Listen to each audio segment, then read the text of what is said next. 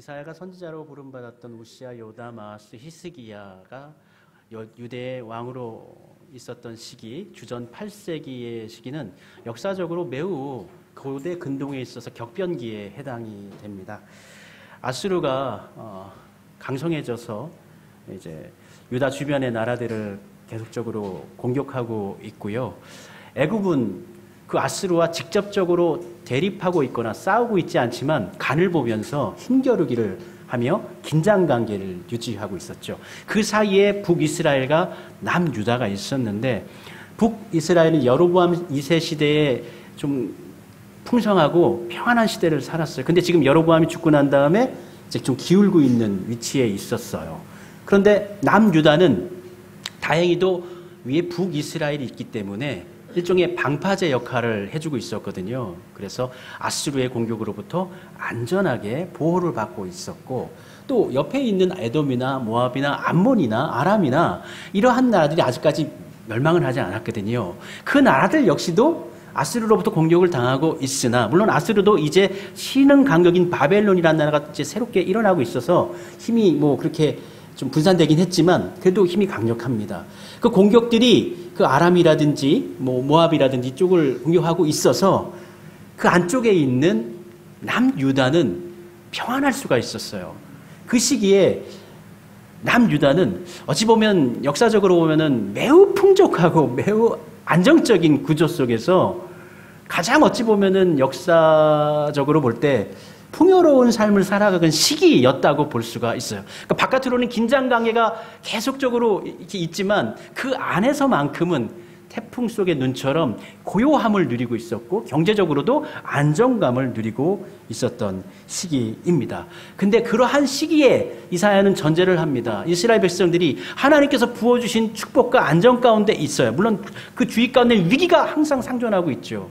근데 그 위기 가운데서 이 사람들이 살아가면서도 지금 평안하고 지금 안전하고 지금 잘 먹고 잘 사니까 하나님을 잊어버리고 하나님을 떠나가 있고 다른 이방의 신상들을 섬기고 또 이방인들과의 정치적인 어떤 협력 이러한 것들을 모색하고 있는 거예요. 그래서 1장에 보면은 소는 주인을 알고 나귀는 주인의 구유를 알건만은 이스라엘은 알지 못한다. 너희들에게 은혜를 베풀어 준 이가 하나님이신 걸 너희들은 보고 그 구유를 준 것이 바벨론이 준 것이 아수르가 준 것이라고 생각하고 애굽이 준 것이라고 생각하고 있는데 착각이다라고 이야기하고 있습니다. 본인들은 가장 잘 살고 있는 시기, 물질적으로 충만한 아주 축복된 시기를 살고 있으나 하나님 보시기에는 그렇지 못했습니다. 그래서 이사야서 1장의 5절에 보면은 너희 머리로부터 정수리로부터 발바닥 끝까지 성한 곳이 하나도 없다.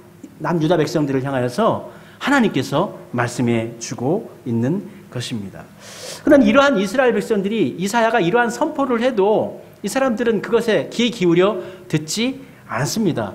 하나님의 말씀을 온전히 증거를 해도 남유다 백성들은 그 말씀을 떠납니다. 그리고 저런 말씀 우리가 늘 들었던 거니까 그냥 지금처럼 살아가면 되지라고 막연하게 신앙생활을 했던 것 같습니다. 이스라엘 사람들이 크게 세 가지 가지고 있었던 고정관념이 있었어요. 이 고정관념이 뭐냐면 국가적인 관념인데 그것이 뭐냐면 첫 번째는 남유다는 멸망하지 않는다. 하나님의 택하신 다윗 왕조가 어떻게 멸망할 수 있겠는가? 남유다는 멸망하지 않는다. 그리고 두 번째로는 예루살렘은 다른 나라로부터 침략당하거나 점령당하지 않는다. 그리고 세 번째로는 하나님의 성전은 반드시 이것은 영원무궁하다. 이것은 침략당하지 않는다. 무너지지 않는다. 그렇게 이 세 가지를 믿고 있었습니다. 근데 이것은 막연한 믿음인 거예요. 막연하게 그와 같이 하나님께서 계시는 곳인데 하나님께서 알아서 지키시겠지. 우리와 상관없이 예루살렘에 살고 있는 남유다에 거하는 사람들이 하나님과의 관계 속에서 어떠한 삶을 살든지 간에 하나님을 떠나 있다 할지라도 하나님의 도성이니까 하나님께서 지키시는 것이지 우리는 이 안에 있으면 예루살렘 안에만 있으면 우리는 안전해 라고 그들이 생각하고 있었던 것이죠. 그러나 이러한 생각은 완전히 깨져버리죠. 남유다는 망해버렸고요. 그리고 예루살렘은 공격당해서 무너졌습니다. 그리고 하나님의 성전은 불타버렸습니다. 그리고 오늘 본문의 이사야 22장은 예루살렘, 특별히 남유다 중 가운데 예루살렘에 대한 심판을 먼저 이야기해주고 예언해주고 있습니다. 이 심판을 예언하면, 특별히 예루살렘에 대한 심판을 예언하면 예루살렘에 사는 사람뿐만 아니라 이스라엘 모든 백성들이 결코 좋아할 리가 없습니다. 미움을 당합니다. 미움을 당하지만 하나님의 말씀이 임했기 때문에 거짓말은 할 수가 없으니까 이사야가 이 예루살렘에 대한 심판을 선언합니다. 사실 이 예루살렘에 대한 심판뿐만 아니라 이 남유다가 하나님 앞에 온전하지 못했던 것을 계속적으로 고발을 합니다. 미움을 당하죠. 사람들에게 미워함을 당합니다. 그래서 이사야가 전설 가운데 전해지기로는 이제 히스기야의 아들이, 오늘 본문 22장의 왕은 히스기야입니다. 이후에 이제 히스기야의 아들 므낫세가 왕이 되어지는데, 므낫세에 의해서 성전에서 산채로 몸이 두 동강 나는 그러한 죽음을 당했다라고 전해지고 있어요. 그러니까 이사야의 삶이 상당히 고달팠고 힘들었던 삶이었다라는 것을 우리는 알 수가 있지요. 예루살렘에는 성전이 있고 하나님께서 성전에 임재해 계신다고 믿었습니다. 하나님이 계시는 곳인데 이 성전이 어떻게 무너질 수가 있어? 이사야, 너의 말이 틀렸어. 하나님이 성전이 있는 이 예루살렘은 하나님께서 붙드셔. 하나님의 시온 산성이야. 우리를 예루살렘을 가리켜서 높여가지고 하나님의 도성이라고 이름 지을 때 쓰는 표현이 바로 시온성입니다. 시온성. 하나님의 도성, 하나님께서 다스리시는 곳이다. 시온성, 그곳은 무너지지 않는다. 이렇게 이스라엘 사람들은 생각하고 있었습니다. 그리고 그 예루살렘은 바로 어떤 것이 이루어지는 곳이에요? 하나님과의 직접적인 교제가 이루어지는 것을 통해서 하나님의 계시, 하나님의 환상, 하나님의 비전이 우리 가운데 보여지는 곳이 바로 예루살렘인 것입니다. 그래서 오늘 본문 말씀 가운데 이사야는 한상의 골짜기라는 표현을 씁니다. 예루살렘을 가리켜서 한상의 골짜기, 한상이라는 말을 붙여넣습니다. 하나님의 말씀이 선포되고 하나님의 비전이 전해지는 곳입니다.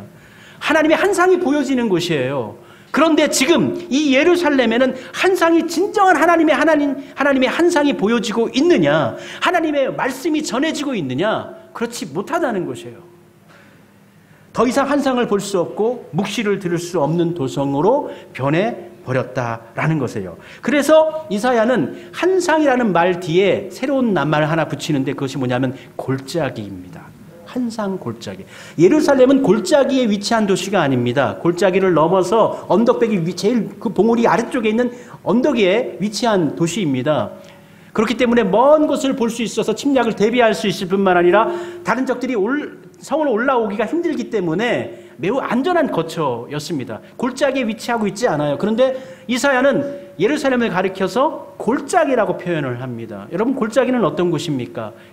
골짜기는 낮에도 깊어지면은 하늘이 보이지 않아요. 빛이 보이지 않아요. 어두워요. 밤에는 말할 것도 없습니다. 그러니까 멀 곳도 볼 수가 없고 가까운 곳도 여기가 어딘지 분간이 안 되는 곳이 골짜기고, 하늘을 봐도 하늘이 열려져 있지 않은 숲풀과 돌덩어리와 나무들로 가려진 곳이 바로 골짜기예요. 그러니까 골짜기는 뭐예요? 한상을 볼 수 없는 곳이 바로 골짜기인 것입니다. 그런데 예루살렘을 가리켜서 한상의 골짜기, 한상을 본다 하는 너희들이지만 너희들은 한상을 보지 못하는 골짜기인 동네다라고 이사야가 이야기하는 것이죠. 마찬가지로 예수님께서도 이러한 형식적인, 겉으로만 번드르하고 속 알맹이가 알차지 못하고 온전하지 못한 사람들을 가리켜서 그러한 사람들과 갇혀서 해칠한 무덤과 같다고 이야기했습니다. 무덤은 무엇입니까? 아무리 좋은 것을 포장한다 할지라도 그 속에는 사망이 있는 거예요. 죽음이 있는 거예요. 근데 겉으로만 이걸 무덤이니까 이걸 거룩하게 손 닿으면 안 되니까 해를 칠해가지고 조심해 하고 이 거룩성을 띠게 만듭니다. 겉모습만 그렇게 보여요. 그러나 그 속에는 죽음이 있는 것이죠. 사망이 있는 것이죠. 이사야 보기에는 당시에 남유다 사람들은 예루살렘은 무너지지 않는다. 이것은 하나님이 계시다. 하나님의 말씀이 선포되어지고 하나님의 비전이 우리 가운데 전해지고 한상이 넘치는 곳이다 라고 이해하고 있었지만 이사야의 보기에는 결코 그렇지 못한 곳이, 한상이 보여주지 않는, 볼 수가 없는, 들려지지 않는 골짜기 땅이었다라는 것입니다. 마찬가지로 우리도 겉으로만 온전한 믿음 생활하는 것, 그것만으로는 하나님의 뜻하신 것을 이룰 수가 없습니다. 하나님을 기쁘시게 할 수가 없습니다. 우리는 우리의 온 몸과 마음과 정신과 영혼이 하나님 앞에 온전히 합해져 있어야 합니다. 여기에는 선과 후가 없어요. 같이 가는 거예요. 우리의 형식도, 우리의 몸도, 우리의 어떤 살아가는 모습의 실천도, 이러한 모든 것도, 행함도 중요한 것이고, 그 속에 우리의 마음에는 하나님을 향한 진실성, 진실한 하나님에 대한 사랑의 마음도 참 중요한 것입니다. 그러니까 예배할 때 우리의 마음만 찬양하면 돼 하고 하면서 허튼 짓 하면 안 되죠. 다른 생각하면 안 되죠. 우리의 온 정성을 다해서 정신을 집중해서 하나님께 예배해야 되고요. 또 예배 나올 때는 우리 예배 드리기 전에도 함께 하나님께 집중하여서 기도하는 시간 갖고, 그리고 또 예배 드릴 때에도, 또 교회에서 집으로 교회에 나올 때에도 바른 자세와 바른 태도로, 제가 부탁을 드렸지요. 교회에 오셔서 기도하시는 분은 최소한 옷을 좀 더 단정하게 입어주셨으면 좋겠습니다. 오늘 우리 조 집사님이 마침 참 잘해주셨어요. 필요합니다. 우리 형식도 필요한 거예요. 이거를 우리가 이렇게 넘어가면 안 됩니다. 근데 이사야 보기에는 겉모습만 살아있는 거예요. 지금 예루살렘은 겉모습만 살아있는 거예요. 신앙적인 어떤 제의나 제사는 지켜지고 있어요. 명분은 있습니다. 외모는 갖춰져 있는데 겉모양뿐일 뿐이고 알맹이는 없는 것이에요. 하나님께서 원하시는 것은 없는 것입니다. 겉으로만 이와 같이 율법적으로 이야기했으니까 이렇게 제사를 드리면 돼, 이와 같이 안식일을 지키면 돼, 형식적인 신앙으로 치달아서 하나님을 믿고 있으나 형식적으로 믿고 있고, 그들의 모든 삶은 인간적인 계획과 정치적인 술수, 이러한 것들로 변해 있었다라는 것입니다. 그래서 11절 오늘 본문 말씀의 하반절에 보면은, 그러나 너희가 이를 행하신 이를 앙망하지 아니하였고 이 일을 옛적부터 경영하신 이를 공경하지 아니하였느니라 라고 이야기해 주고 있습니다.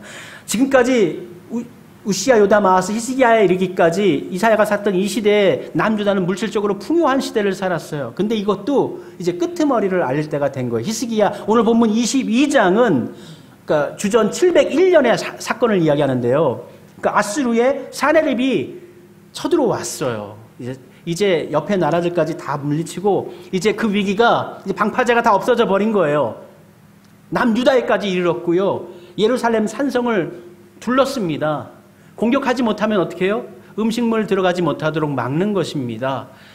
견뎌낼 수가 없는 거예요. 산성에서 그 많은 사람들이, 적군은 둘러싸여 있고, 보면 말씀 가운데 있지만은 마병들도 많이 와 있고, 또 전차들도 둘러싸여 가지고 내려갈 수가 없어요. 물자를 구할 수가 없어요. 그 위기 가운데서 이스라엘의 남유다 군사들은 어떻게 해요? 칼을 짊어내고 어떻게 싸우는 것이 아니라 어떻게 해요? 도망쳐 버렸단 말이에요. 도망치다가 잡혀가지고 결박당했다는 거예요. 싸울 힘도 없고 군사들도 없고 용기도 없고요. 가장 중요한 것은 하나님에 대한 신뢰가 없었습니다. 그래서 이제 히스기야가 협상을 하게 되죠. 협상하게 되어지니까 랍사게는 신하고, 또 우리 사네립이, 야, 너희들 금 300세겔을 나한테, 그리고 곡물 위에 다른 것들도 나한테 바쳐라고 이야기합니다. 그래서 자신이 갖고 있는 왕궁에 있는 보물들, 성전에 있는 보물들을 꺼내고, 모자라요. 금 300세겔이 모자랍니다. 그래서 성전의 벽에 금장을 했지 않습니까? 금 피박을 붙였던 것을 벗겨냅니다. 얼마나 이게 참혹한 현실입니까? 금 피박을, 성전에 했던 금 피박을 벗겨내가지고 금 300세겔과 곡물을 만들어가지고 그것을 바칩니다. 그래서 그 위기를 모면했단 말이에요. 그러면 이러한 큰 위기를 모면하고 난 다음에 이들이 어떠한 이제 모습으로 하나님께 나아가야 되겠어요. 큰 위기를 당하지 않았습니까? 형식적인 믿음, 진실 없는 믿음으로 살아가다가 하나님으로부터 봉변을 당했는데, 심판을 당했는데, 이제 아직까지는 그래도 심판을 면하지 않았습니까? 생명을 유지할 수 있었잖아요. 나라가 망하지 않았잖아요. 비록 금덩이는 뺏겼지만, 보물들은 뺏겼지만 나라가 망하지는 않았단 말이에요. 그러면 이들이 이제라도 힘을 모아가지고 어떻게 하면 이 나라를 바로 세울 것인가? 하나님 앞에 온전한 무로 세워져 살아갈 수 있을 것인가? 진실함으로 하나님의 뜻을 구하고 하나님의 은혜 가운데서 새로움을 만들어내야 하는 것이 우리의 생각인데, 이 이스라엘 사람, 남유다 사람들은 그렇지 못했어요. 그들이 이 전쟁 후에 그들이 한 일이 8절부터 9절까지 나오는데 세 가지를 했어요. 첫 번째는, 그날에 내가 숲을 곳간에 병기를 바라보았고, 솔로몬이 만들어 놓은 병기 창고를 바라본 거예요. 그래서 야, 우리가 무기가 부족했던 것 같아. 무기를 다시 만들자. 좋습니다. 나라를 튼튼한 데서 무기는 필요합니다. 무기 필요해요. 두 번째로 9절에 보니까 너희가 다윗성에 무너진 것이 많은 것도 보며 성이 무너져 버린 거예요. 그 방비가 제대로 안 되는 것이죠. 그래서 자신들이 살던 가옥을 급하니까 가옥을 부셔가지고 어디 바위 덩어리를 구해올 수가 없잖아요. 그래서 자기들의 집을 부셔가지고 그 바위 틈틈을 메꿔가지고 성벽을 보수합니다. 참 잘했습니다. 세 번째로 너희가 아랫못에 물도 모으며 했습니다. 물이 제일 중요하잖아요. 물자가 있어야 되잖아요. 물이 없으면 음식도 중요하지만 물이 공급이 안 되면은 큰일 나거든요. 그래서 아랫못에 수로를 열어서 이 실로암 못가에서 연결되어지는 것입니다. 그래서 수로를 만들어냅니다. 여기까지 잘했어요. 근데 이사야가 이야기하는 것이 뭐냐면 그렇게 하고 난 다음에 그 다음 구절에 보면 이를 행하신 일을 이것까지 잘했다. 이렇게 하는 것까지 괜찮다 이거예요. 그런데 그 다음에 해야 할 것이 있는데 본질적으로 너희들이 해야 할 것이 있는데 그것이 뭐냐면 이를 행하신 일을 앙망하지 않았고 이 일을 옛적부터 경영하신 일을 공경하지 아니하였느니라. 가장 중심이 빠져버렸어요. 이 중심이 빠진 상태에서 군비를 재정비하고 물자를 재정비한다 한들 이들이 이 나라를 지킬 수가 있겠습니까? 그래서 하나님께서 통탄해 하시는 것입니다. 12절에 보면 그날에 주 만군의 여호와께서 명령하사 통곡하며 애곡하며 머리털을 뜯으며 굵은 배를 띠라 하셨거늘 너희들 지금 그럴 때 아니야. 너희들 지금 회개해야 되는 거예요. 회개해야 되는 거예요. 머리카락을 뜯으면서 많은 눈물을 흘린다라는 것은 뭐예요? 나라가 망했을 때 그렇게 하는 거예요. 자식이 죽었을 때 그렇게 하는 거예요. 큰 슬픔을 애통한 마음을 가지고 하나님께 나오라는 것이고 또 머리카락을 뜯는다는 것은 뭡니까? 이게 수치를 드러내는 것이죠.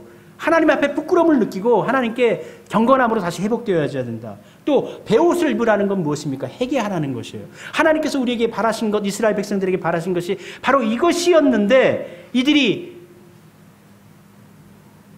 수로를 만들고 물자를 조달하고 성을 보수하고까지 하고 난 다음에 이것은 하지 않고 그들이 한 것이 있습니다. 이 모든 것 하는데 수고했다. 성곽 다시 공사하는데 힘들었는데 수고했다. 물자 다시 확보하는데 수고했다. 수로 만드는데 수고했다.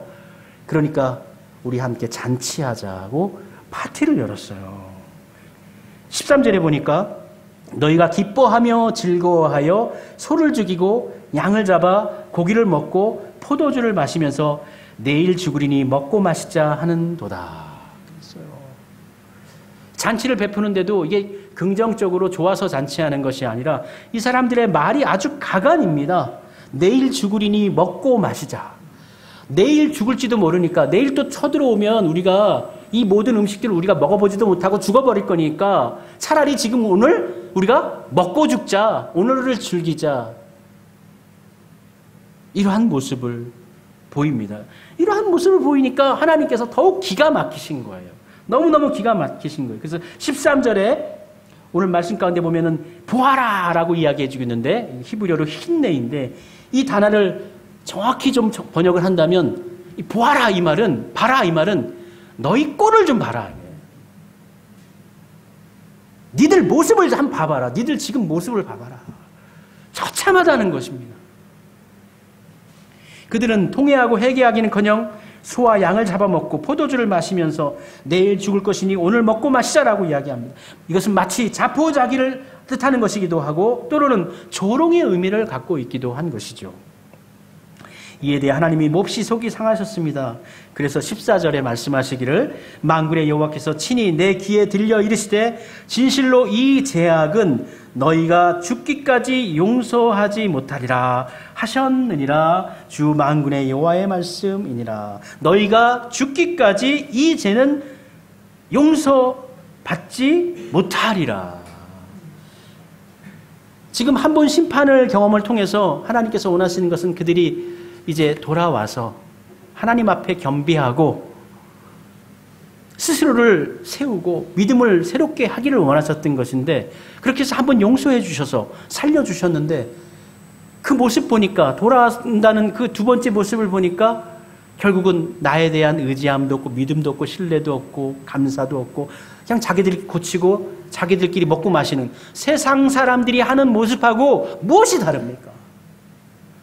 세상 사람들의 삶은 뭡니까? 이 세상에서 열심히 살아가지고 돈 많이 벌고 출세하고 성공해서 잘 먹고 잘 살자. 죽을 때까지 잘 살자. 죽을 때까지 건강하게 잘 먹고 잘 살자. 이거잖아요. 지금 이스라엘, 이 남유다 백성들, 예루살렘에 살고 있는 백성들의 생각과 사고가 이하 다르지 않습니다. 거기 하나님이 없어요. 그래서 수축을 하고 난 다음에 성벽을 수축하고 수로를 수축하고 무기를 방비하고 난 다음에 우리 하나님께 회개의 제사로 하나님께 올라가자. 우리가 하나님께 범죄하였도다. 그리하였다면 얼마나 좋았겠습니까? 그런데 파티 열면서도 그 승리라든지 기쁨 가운데 감격해서 즐거운 파티가 아니라 내일 죽을지도 모르니까 오늘 먹고 마시자. 하여튼 오늘 즐기자. 이러한 패배주의, 쾌락주의 이런 것들에 만연되어서 하나님 떠나 있는 거예요. 그 모습을 보고 너희들이 이 죄는 정령코 용서받지 못하리라. 하나님께서 매우 화가 나셨던 거죠. 매우 분노하셨던 것입니다. 우리들도 겉으로만 입으로만 주님 그리하면 하나님께서 기뻐하시지 않으십니다. 하나님을 믿는다고만 하고 믿음의 행함이 없으면 우리의 삶을 통해서 하나님의 향기가 드러나지 않으면 우리도 똑같이 이 남유다 예루살렘에 살고 있는 백성들과 별반 다르지 못한 것입니다. 말로는 하나님을 의지한다고 하면서 실제로는 아수르에게 아첨하고 애굽을 의지하고 바벨론을 의지하고 그렇게 의지하면 결국 어떻게 됐습니까? 이스라엘이 그 의지하였던 아수르에게 북이스라엘이 멸망했고 그 의지하였던 바벨론에게 남유다가 멸망하였습니다. 그들이 의지하였던 애굽은 도와주러 오지 않았습니다. 우리가 의지할 것은 우리 하나님입니다. 이들이 이번 위기를 넘긴 것은 그들이 무엇인가를 해서가 아닙니다.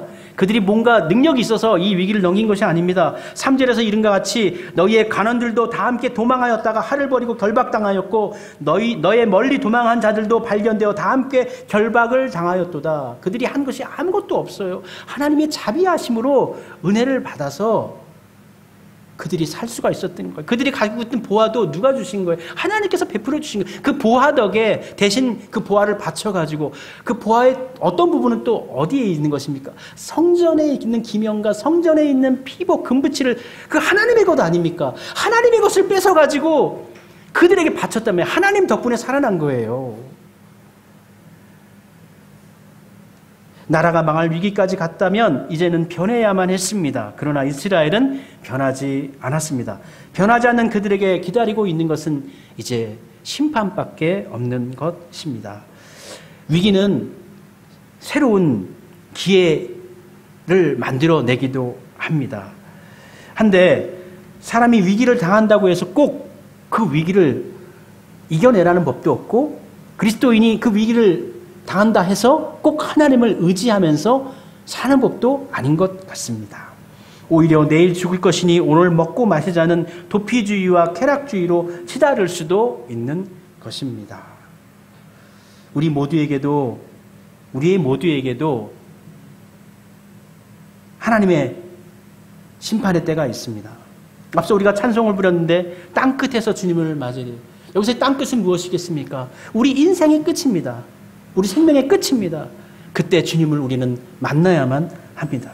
그 심판의 때가 언제인지는 알 수 없지만 세월은 변하고 우리의 육신이 쇠사해져도 믿음으로 땀을 흘리면서 복음의 씨앗을 뿌리고 그리하며 주님의 오실 날을 주님께서 오심을 맞이하는 그러한 삶으로 우리 살아가야 하겠습니다.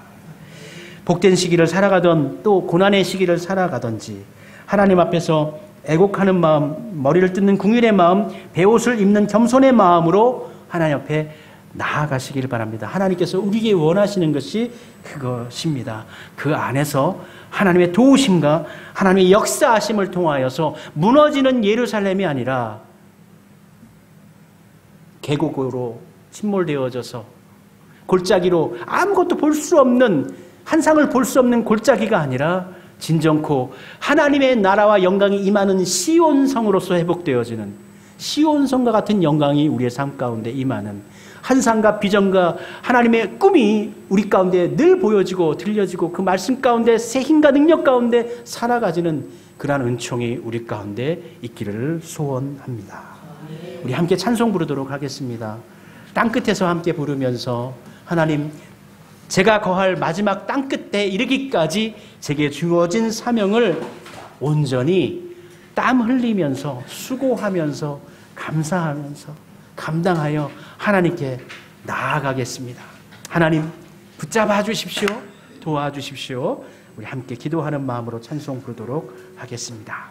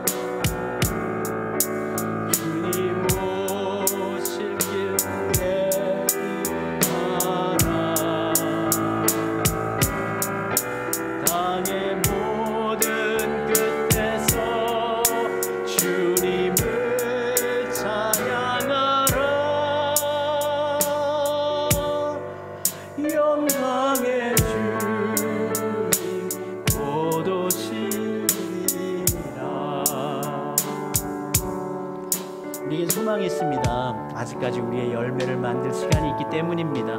하나님께서 오실 그 날까지 소망의 열매, 사랑의 열매, 하나님께서 받으시고 좋아하실 만한 흡족하실 기쁨이 되어질 열매를 만들 시간이 우리에게는, 그 생명이 우리에게는 아직 남아 있습니다. 우리의 생명 땅 끝에 이르기까지 지금부터 이제 더 온전하게 하나님의 뜻 가운데 살아가도록 합시다. 하나님의 온전함으로 하나님 앞에 기쁨 되어지는, 하나님께서 인정하실 만한 삶으로 우리 살아가겠습니다. 우리 믿음의 다짐의 기도 하나님께 올려드리도록 합시다. 함께 기도하겠습니다. 하나님, 땅끝이 이르기 전에, 하나님의 나라가 우리 가운데 임하기 전에, 내가 하나님 앞에 가기 이전에 아버지 하나님 주어진 생명이 다할 때까지, 이 생명이 인생이 끝날 때까지 하나님 주신 사명 아버지 앞에 지금보다 더 온전하게 감당하게 해주시옵소서. 지금보다 더 큰 영광의 삶으로 아버지 앞에 올려드리게 해주시옵소서. 지금까지는 실패했었고, 지금까지는 정말 좋지 못했었고, 지금까지는 낭망했었고, 하나님 앞에 온전하지 못한 부분이 있었지만은 아버지 하나님, 아직 우리에겐 희망이 있습니다. 변화할 수 있기 때문입니다. 더 좋은 것을 채울 수 있기 때문입니다. 하나님, 이제 앞으로의 삶은 더 희망과 능력과 은혜와 믿음의 능력으로 아버지 하나님 채움받아서 하나님의 영광을 위해 살아가겠습니다. 더 큰 은혜를 힘입어 살아가겠습니다. 더 큰 일도 감당할 수 있기를 원합니다. 하나님께 뜻하신 더 은혜의 일을 감당하게 해주시옵소서. 이전에 살아왔던 우리의 삶 가운데 더 큰 영광이 우리 가운데 있게 해주시옵소서. 더 큰 은총이 우리 가운데 있게 해주옵소서. 그리고 더 큰 일 감당하는 삶으로 쓰임받는 저희들 되어지게 해주옵소서. 하나님께 인정받는 삶, 인생의 우리 후반전을 살아갈 때는 더욱더 하나님 앞에 온전한 삶으로, 하나님께 정말 인정받을 만한 귀한 삶으로 아버지 앞에 축복받는 자녀의 삶으로 살아가는 저희들이 되게 해 주시옵소서. 그러한 삶으로 살아가기를 원하옵나니 주님 붙잡아 주옵소서. 예수님 이름으로 기도드립니다. 아멘.